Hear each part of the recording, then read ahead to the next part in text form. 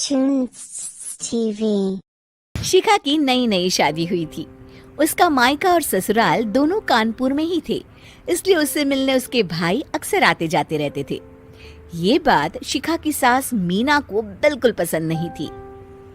Mummy जी, आज राहुल भैया आ रहे हैं। कौन? तेरे चाचा का लड़का?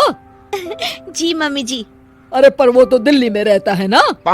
हाँ मम्मी जी, उन्हें कल सुबह दिल्ली के लिए निकलना है, तो वो आज मुझसे मिलते हुए कल सुबह यहीं से निकल जाएंगे।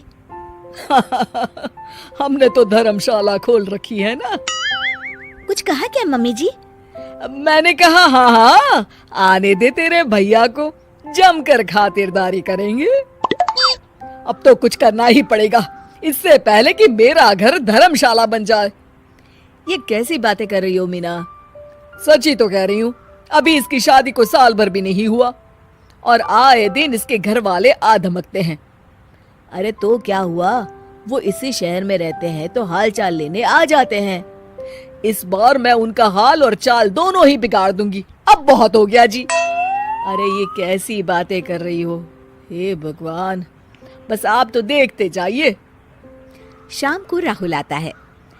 नमस्ते आंटी, कैसे हैं आप लोग? हम लोग तो ठीक है, तुम कैसे हो बेटा? मैं भी अच्छा ही हूँ आंटी। बस आज रात के बाद नहीं रहोगे। चलिए भैया, मैं आपको हमारा घर दिखाती हूँ। रात में खाने के टेबल पर शिखा, रोहित कहीं दिखाई नहीं दे रहा। जी भैया, वो ऑफिस के काम से बाहर गए हैं, कल शाम तक आएंगे। अच्छा अच्छा।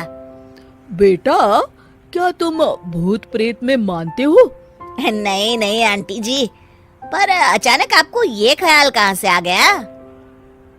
पता नहीं क्यों, कभी कभी मुझे लगता है जैसे रात के समय बैठक में कोई घूमता रहता है। ये आप क्या कह रही हैं मम्मी जी? हाँ, तुम लोग घबरा ना जाओ, इसलिए मैंने आज तक इस बारे में कुछ नहीं कहा। ये आपका वहम होगा आंटी जी, ऐसा कुछ नहीं होता। हो सकता है। चलो अब मेरा सोने का टाइम हो गया है तो चलती हूँ मैं। शिखा बेटा, राहुल के सोने की व्यवस्था वहीं दीवान पर कर देना। जी पापा जी। अब चलिए भी। अच्छा, तो बैठक में सोने वाले हैं साहबजादे। क्या बड़बड़ा रही हो? कुछ नहीं, आप सो जाइए। मीना और महेश के सोने के बाद शिखा और राहुल आपस में बात कर रहे होते हैं, तभी डोरबेल बजती है। अरे आप! सरप्राइज! काम जल्दी खत्म हो गया तो मैं आज ही चला आया। ये तो बहुत अच्छा किया। देखिए राहुल भैया भी आए हुए हैं, आप दोनों का मिलना भी हो जाएगा। कैसे हो रोहित? मैं तो ठीक हूँ भैया। शिखा, मैं भी आज यहीं सो जाता हूँ, राहुल भैया से बातचीत भी हो जाएगी। अच्छा अच्छा ठीक है। मीना आधी रात को उठती है, कंबल मुंह से पैर तक ओढ़ के डंडा लेके बैठक में आती है और देखती है दीवान पर चादर ओढ़े कोई लेटा हुआ है।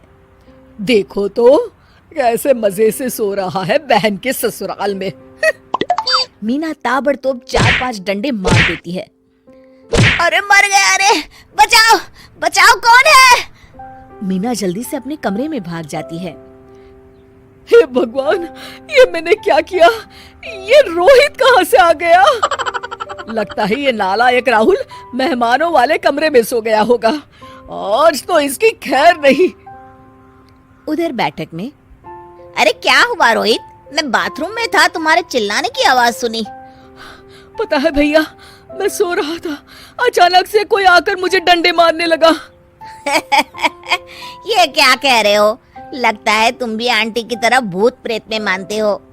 नहीं नहीं भैया, सच में कोई आया था। मैं तो जा रहा हूँ मेहमानों वाले कमरे में सोने के लिए।